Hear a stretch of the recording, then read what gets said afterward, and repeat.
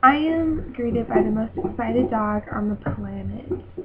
As I step out of my car, I can see her sitting in front of the door of our apartment.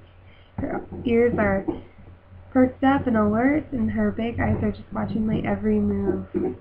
As I get closer, I can see her bouncing up and down, and she runs down the stairs and runs as fast as she can towards me. And she jumps for joy that I'm home and covers me in wet dog kisses. This is an experience that I think most dog owners have on a daily basis.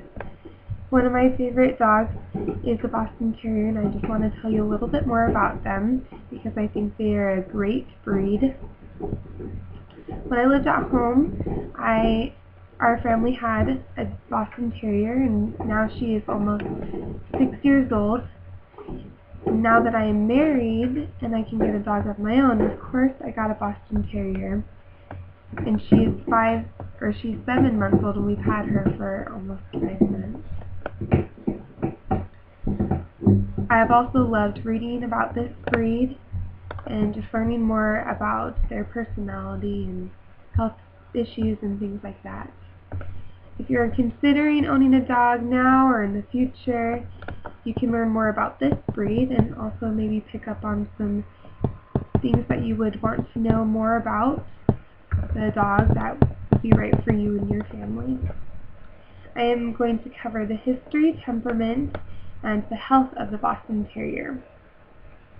I first off just want to start by describing what a Boston Terrier looks like for those that don't know the breed.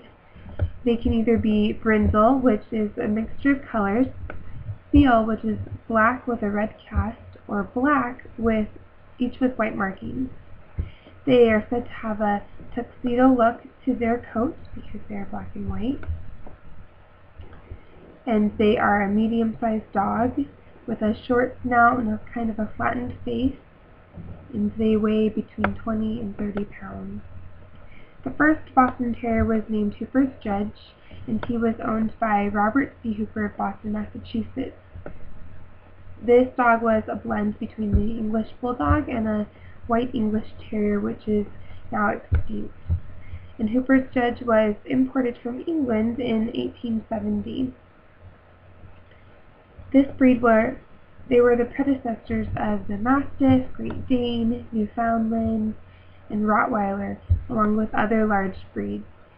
They assisted the butchers with savage bulls when they were about to get slaughtered. In those days, they believed that if a dog harassed a bull before it was slaughtered, then it would yield a more tender and nutritious meat than if they were just killed right away. They also participated in a sport known as bull baiting, where the dog was put against a tethered bull, and the goal was to take down the bull by suffocating it or bleeding it to death by biting down on the nose with their strong jaws. Today we still see a lot of these characteristics in the Boston Terriers we know. The stocky build, the square and blocky shape of their bodies, and the strong jaw are standard for the breed today. Boston Terriers are also nicknamed the American Gentleman because of their intelligence, affection, and charm. They are also really good with children because of their well-mannered personalities. They can endure anything that a child can dish out. They are also great companions for adults and are said to be that they can be good therapy dogs because of their easygoing and well-mannered temperament. They are good going around in hospitals and visiting patients and other things like that. They aren't really good guard dogs. They rarely bark, and I've seen that in my own dog, Harley. She's a great apartment dog because she does not bark often at all. And they welcome any stranger with a lick or a wag of their tail. And I have also seen this with Harley. She will welcome anyone that walks into our door and wants to say hi to anyone that we pass by on our walks. Bostons are also very full of energy. They will play for hours on end. They are also really good with other dogs and other animals if you allow them enough time to warm up to them. Like I said, with my dog, I've seen this with her on our walks. She will whine and whine and whine to be able to say hi to all the other dogs that we pass by.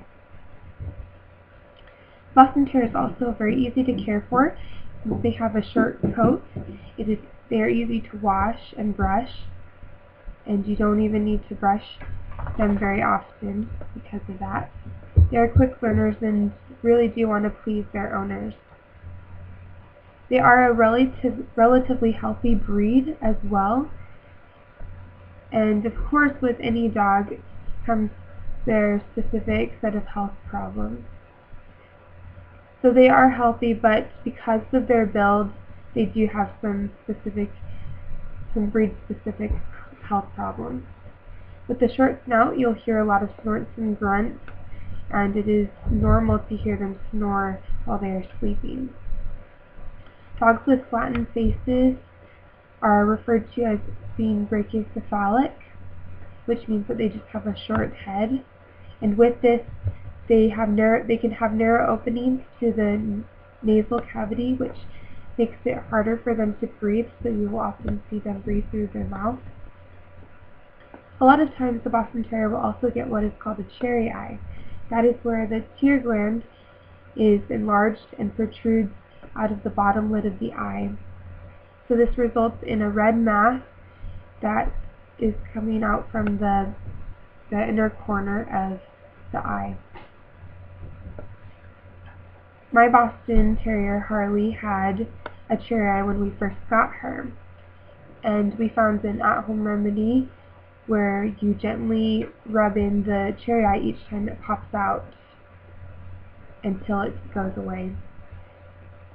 We found this to be successful because when we took her in to be spayed, we also asked them to fix the cherry eye, and they said that they actually could not find it. And usually the cherry eye will need to be corrected with surgery.